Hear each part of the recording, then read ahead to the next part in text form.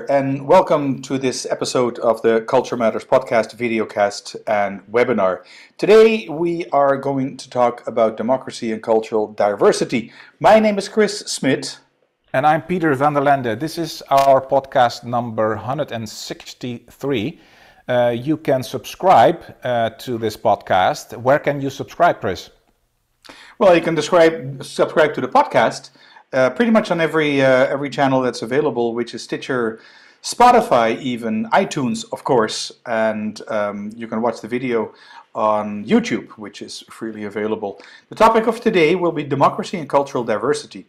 So let's talk about this, and what we'll do is we'll dive deeper into the reasons why democracy is not a world universal thing. Welcome here from Paris, and Peter, on the other side, you're from?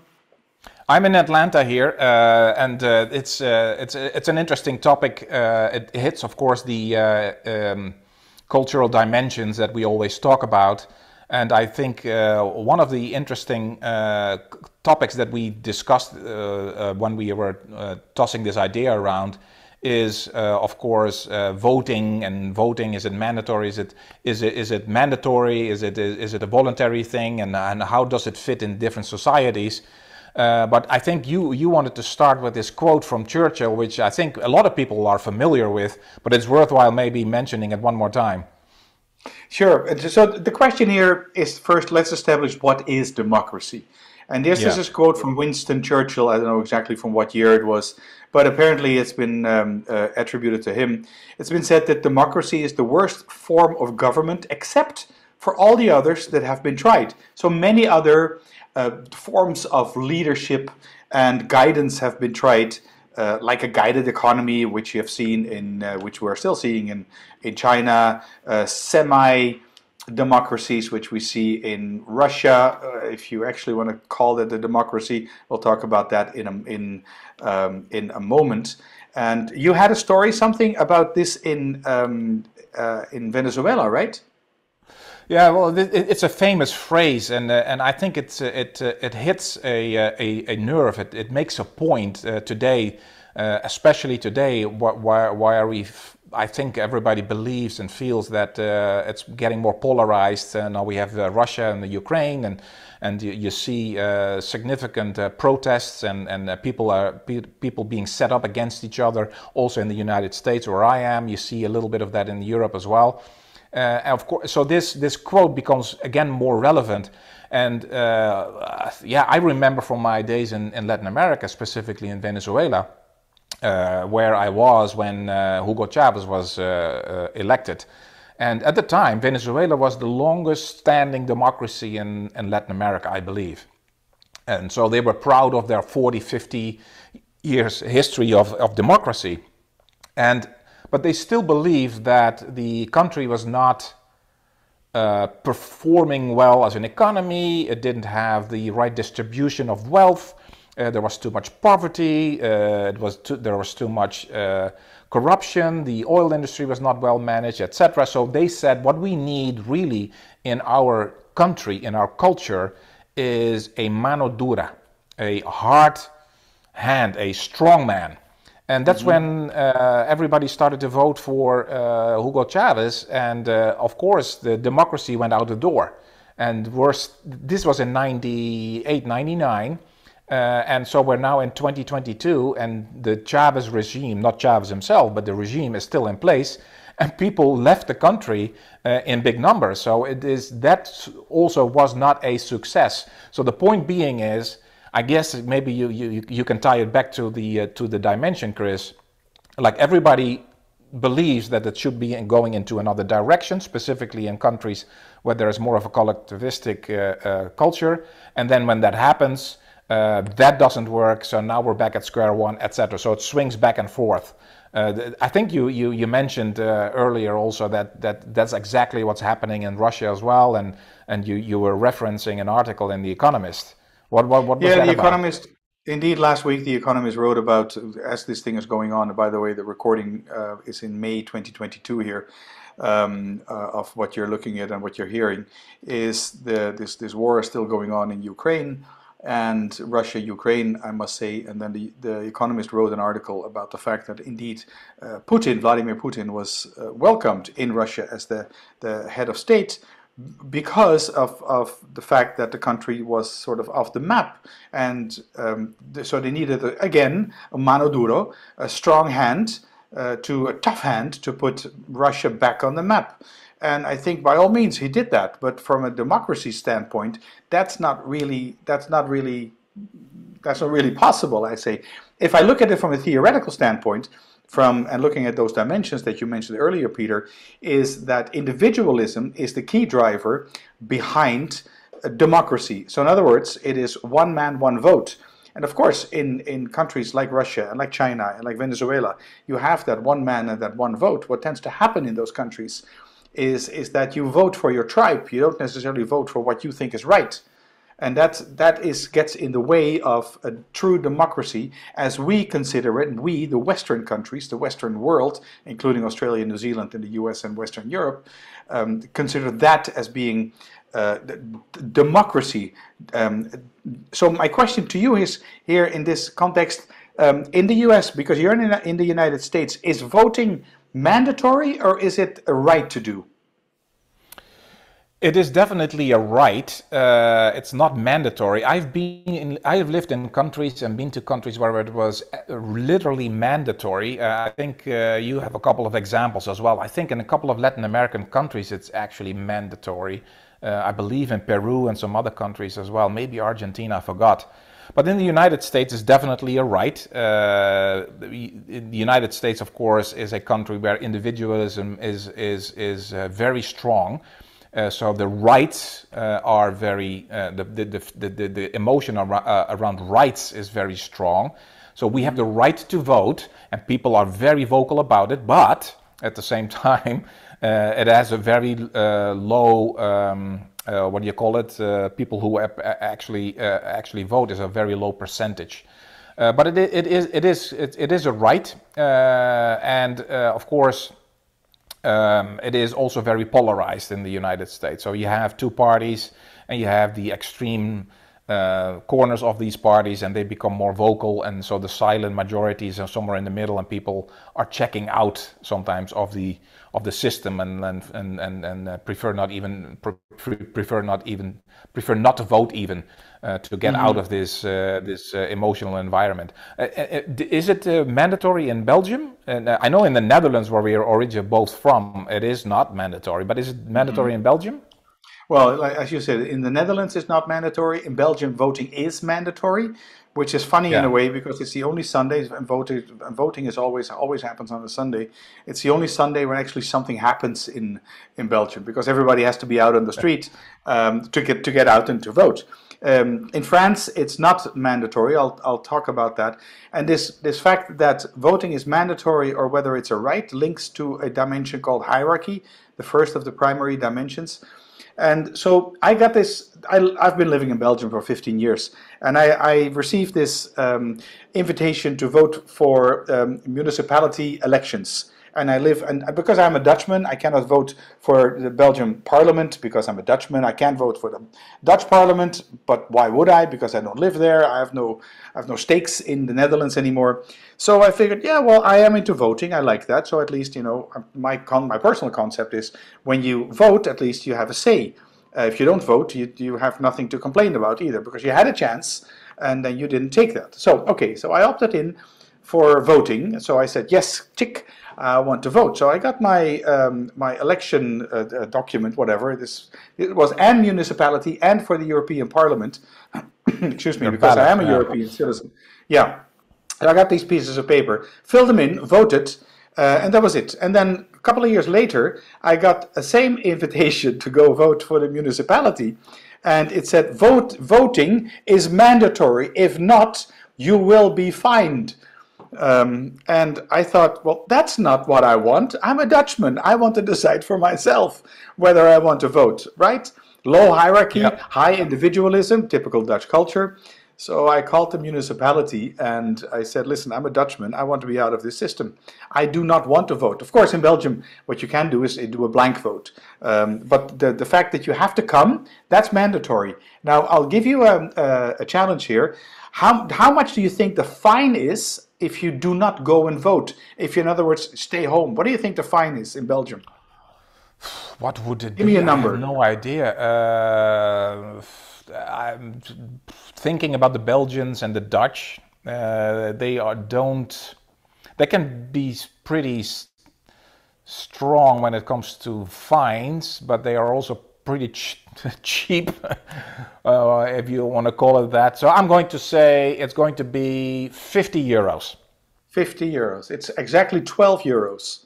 12 euros. Okay. And so in Belgium, the concept is that what is it, 93 or 97% actually goes out and vote, and of course the administrative work around issuing an 11 or 12 euro fine is way more than actually collecting the money. So usually no action is actually being taken. So it's kind of a funny situation there. Getting back to, and this is a quick point I want to make because it links in with democracy. We would consider the Netherlands and Belgium and France as Western democracies, right? We're talking here about democracies and cultural diversity. Now, in the Netherlands, voting is a right. In Belgium, it's mandatory. In France, voting is also a right. So you have the right to vote. However, the big difference is that the head of state in the Netherlands is the king, but he has no role. He has a how do you call that? He cuts ribbons and stuff like that. He doesn't have a political role, at least. However, if you look at the last elections in France, Emmanuel Macron, for the second time since Jacques Chirac was elected 2 times in a row, he's there for another 5 years. And the interesting thing in France is, and this is in the French Constitution, a democratic Western constitution, it actually says for the time that the president is in office, he is impunable. In other words, he is above the law. So whatever Macron does, he cannot screw it up. So whatever he does is fine. Only afterwards, and there's no exception, I think there's no exception to this rule, afterwards all French ex-presidents are being prosecuted for some sort of corruption. And Sarkozy is one of the last. François Hollande, I don't really know because I don't think he was of any importance in this country at all. But let's see what Macron is going to do. So that's the interesting thing about democracy. Individualism makes a real democracy. Talking about and taking it back all the way to India, which has a score of 48 on this this dimension of individualism. So you would call this could call this a democracy, the biggest democracy in the world, 1.3 billion people. But then again, it's in certain countries like France, the president is above the law. In Belgium, all countries scoring high on this hierarchy dimension. In Belgium, you have to vote, which is it's a rule. In a country like Thailand, for instance, it's also mandatory to vote. And like you mentioned, in certain Latin American countries, it's also mandatory to vote. So it's an interesting concept when you talk about democracy and hierarchy, because I can hear people think about corruption and democracy, but they're not linked really. Democracy is a concept of individualism, and corruption is a concept of hierarchy. High-scoring countries in hierarchy tend to be more corrupt than low-scoring countries. Seems to be more rooted in their culture. Peter? Yeah, so hierarchy is definitely the dimension that impacts that or influences that or causes that. The one that I always like to mention also is predictability, that we call predictability, or some people call it uncertainty avoidance, because that has to do with bureaucracy. So the cultures of the United States, of course, as we all know, it is like just do it, right? So whether there are rules or regulations around it, just do it, and then if it doesn't work, so the trial and error, if you will, the trial and error culture. In other cultures, including Latin America, it's more about let's come up with the rules and regulations first, and if it doesn't work, more rules and regulations, and the more rules and regulations you have, the more corruption is enabled because you have more rules and regulations to play with. So I saw that in Mexico also. When I was in Mexico, there was a new rule: you cannot drive with your phone, which is of course a good rule. It's not about that, but suddenly, of course, the police will stop you and will try to get something from you. I think the point we want to drive home here, Chris, is that somehow in the Western world, we believe, as also as Westerners, that democracy is the best approach to manage a country. This is also expressed by Churchill, who says it's the worst system, but at the same time it's better than all the others. And at the same time, we're also in the Western world trying to enforce or force the democratic approach on others, even though some of these other cultures are more collectivistic and say we need a mano dura, we need a strong hand. Democracy, as you know it, is not working for us. Yet we still push this as the best option. So I guess what the interesting conversation to have is like, should others push their ideas and ideology on others, even though the results of a dictatorship can be very bad for the people in that society, right? So where is the fine line of not messing with other cultures and not messing with other countries in this environment? What is your thought on that? Well, we've seen it recently, in what happened in like take Afghanistan and take Iraq. There's some sort of Western obsession when it comes to spreading democracy around the world, and what we tend to forget is it's a Western obsession. And spreading democracy in Afghanistan, the Russians tried it in the 80s. We're now in the 2020s, 40 years later, and women and girls still are not allowed to go to school, and they have to cover their face completely. So there is no, it's not going to happen. If you're interested in reading more about this, there's an article on our website, culturematters.com. Just search for the term democracy, and you'll find an article that covers this subject also from a different angle. And if you think about it, the Western world, if you look at, there are two big Western institutions. One is the United Nations, which actually was a Western institution, originally a Western institution that actually started to take shape right after World War, or during World War One, before World War One even, by Woodrow Wilson, the President of the United States at that time. And he tried to put this into place. That didn't turn out. There was no backbone. Even the Europeans, the US and the Brits wanted to negotiate with Hitler before in 1939. That didn't work out. During the World War II, it was on his bum, if you want. Nothing really moved. And then the League of Nations was started, which turned out the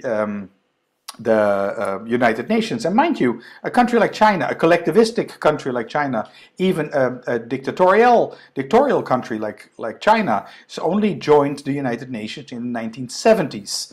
So fundamentally, the United Nations is a Western concept. The concept of the individual rights of a human being is a Western concept. Many collectivistic countries don't have this thing about my rights. No, I belong to my tribe, and my tribe has these rights.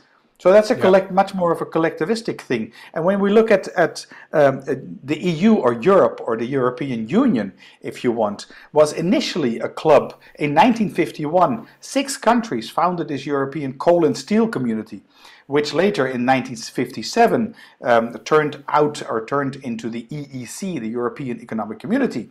And only a few countries, Belgium, Germany, France, Italy, Luxembourg, and the Netherlands, were part of that. And all these countries would, I think, Peter, we would consider being Western democracies.